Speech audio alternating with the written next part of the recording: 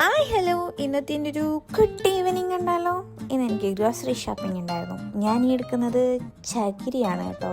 നമ്മുടെ കപ്പ ഈ ചകിരിക്കകത്താണ് അവർ ഇട്ട് വെച്ചേക്കുന്നത്. കപ്പയൊക്കെ കൂടുതൽ ചകിരിയാണ് അവിടെ ഉള്ളത്.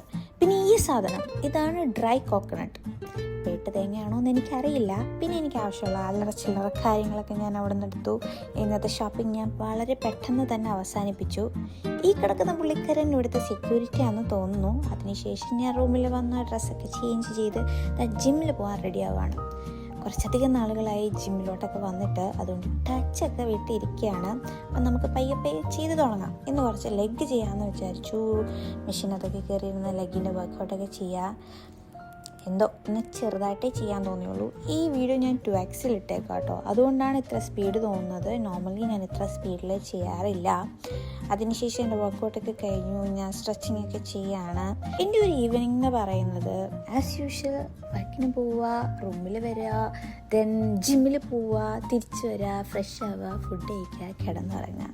അതെ, ഇങ്ങനെയാണ് എൻ്റെ ഒരു ഈവനിങ്. വീക്കെൻഡ്സിൽ മാത്രമേ ചെറിയ ചേഞ്ചസ് ഒക്കെ വരാറുള്ളൂ. അപ്പം ഇന്നത്തെ എൻ്റെ സ്ട്രെച്ചിങ്ങും കലാപരിപാടികളൊക്കെ കഴിഞ്ഞ് നാം അങ്ങോട്ട് പോവുകയാണ്. അപ്പം ഇന്നത്തെ വെറുപ്പിക്കൽ ഇവിടെ കഴിഞ്ഞിരിക്കണു. ബൈ.